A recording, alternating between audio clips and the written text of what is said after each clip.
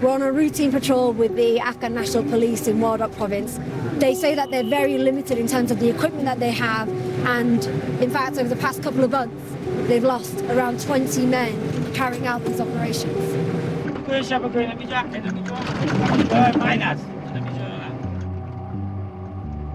This area is controlled by the government, but further on is Taliban territory.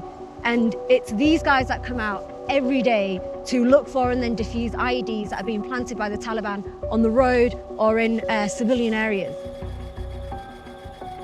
کمک میکردن زمانی که از ولایت‌ها جمع شدن در مرکز فقط تیم انجینری خودم قماندانی هست، یعنی اگر وقت امکانش بود کمک میکردن، ولی مشکلاتی یعنی از تیم انجینری یا وسایل مشکل یا برای ماست. وسایل خمسا کردن ما این هم بسیار با کمبودی از اون مواجه هستیم. Do you wish that the Americans had stayed? بودنشان خوب است چون نظر به وسایل پیشرفته نداریم. اینمی یک چیزی است که آن شما با چشم و سر مشاهده میکنین که این چیزی نتیجه هم نمیده. زیاد دوستای میاره، زیاد نیروهای امنیتی ما را به شهادت رسانده، فقط ما نیزیم.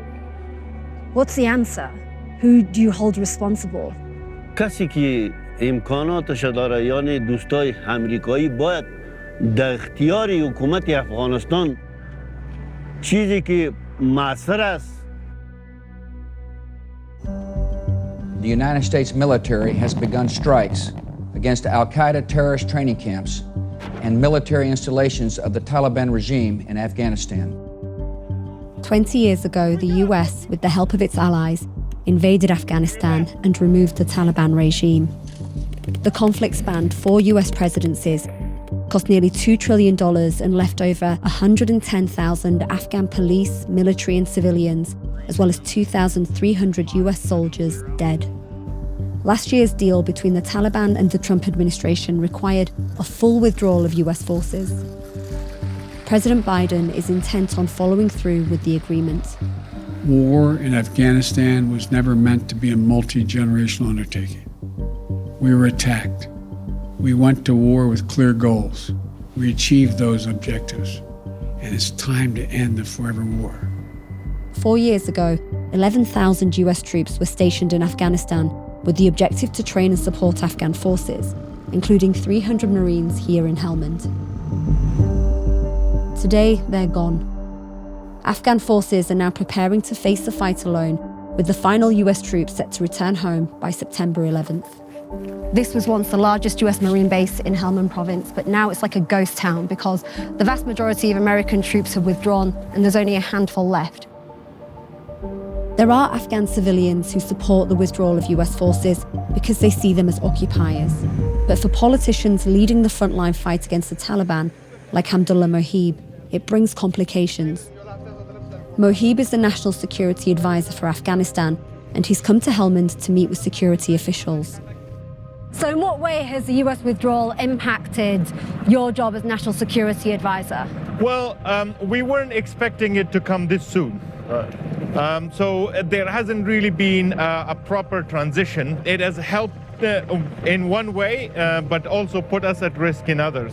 We had to expedite self-reliance and self-sufficiency with our security forces at a much faster pace than what we were preparing for. And the risk?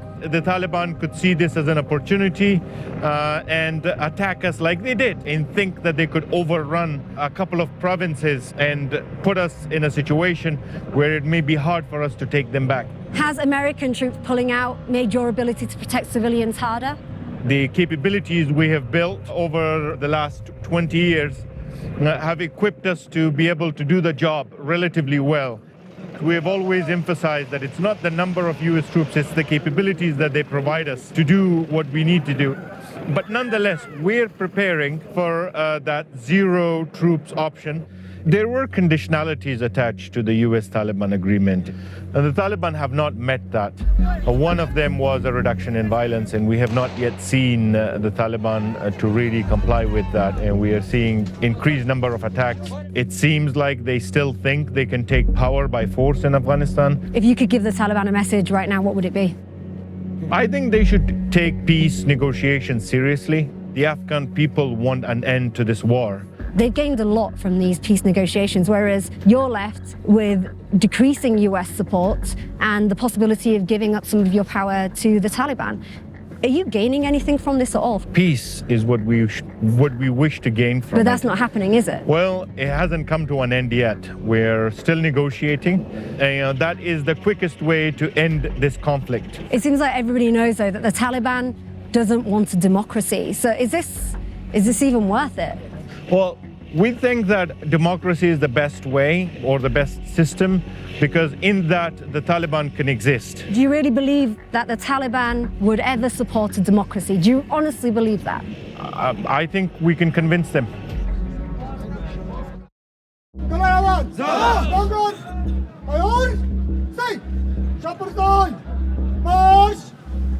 The US withdrawal isn't stopping Afghans from joining the army.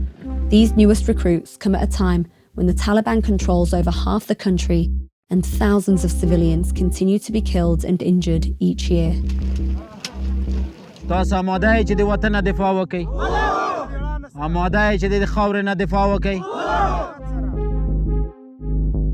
We're with new recruits in the Afghan National Army. Every single soldier has to go through 12 weeks of training. After that, they're either sent off for more specialist training or they can be sent directly into combat. These are the new generation of soldiers who will be risking their lives on the front lines of the war, but this time without US ground support.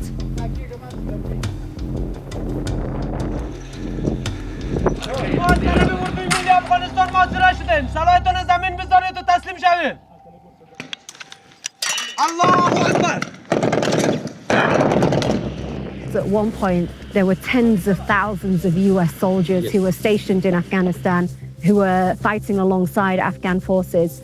Now there's hardly any. How does that change the future for these men who you're training? As a brigade commander, from the training point of view, and as my level, when I am seeing the morals of the soldiers, they are very high.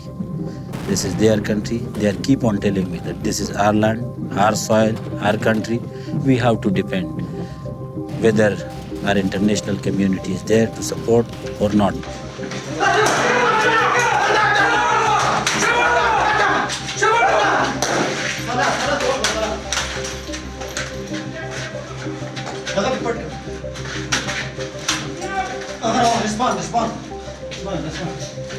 Support of the international community is very important.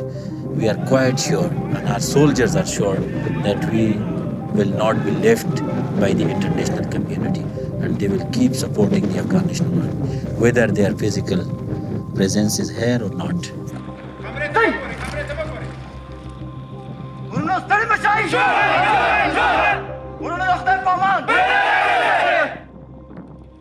تاسو ته چې کومه وظیفه درکړه شوې وه په ډېر شجاعانه باندې تاسو خپله وظیفه اجرا کړه. آفرین دې وي هر کله چې داسې وظیفې استخدامېږي په همدغه شان دي. What was it exactly that made you decide that you wanted to pick up a gun and fight for your country? در حال حاضر توریستا در وطن ما خیلی زیاد است و وطنم برای من نیاز داره و ما هم می‌خوایم که از وطنم دفاع کنم و این خواهیم اینه وطنم از وطنم دور بسازم. Taliban used to say that its fight was against American soldiers, but now it says that its fight is against Afghan soldiers. How does that make you feel, being the next generation of soldiers who are going to fight this war? اونها چون منافع شخصی خود در نظر میگیرن، میخوان یک حکومت دیگه تشکیل بدن و وطن ما رو ویران بسازن، وطن ما رو پارچه پارچه بسازن. اونا دشمن اصلیشون ما هستیم، ما افغانی هستیم. هیچ کسی دشمن اصلی اونا نیست و ما نمیذاریم که وطن ما رو اونا پارچه پارچه بسازن. Do you think about that a lot, the level of danger that you're going to be facing? نه خیر، چون ما افغان هستم میخوام از وطنم دفاع کنم و مرگ و ترس در نظر من هیچ معلوم نمیشه. You're ready to die for your country? بله یا اصلا برام فرق نمیکنه به خاطر که کشور ما آباد شوه. ما چی که 1000 تا جوان دیگه معذور است به کار. Do you all feel ready? Who do you consider your biggest enemy to be? Who here has lost somebody to the war in Afghanistan? That's well over half of the people here. Is that why you're fighting?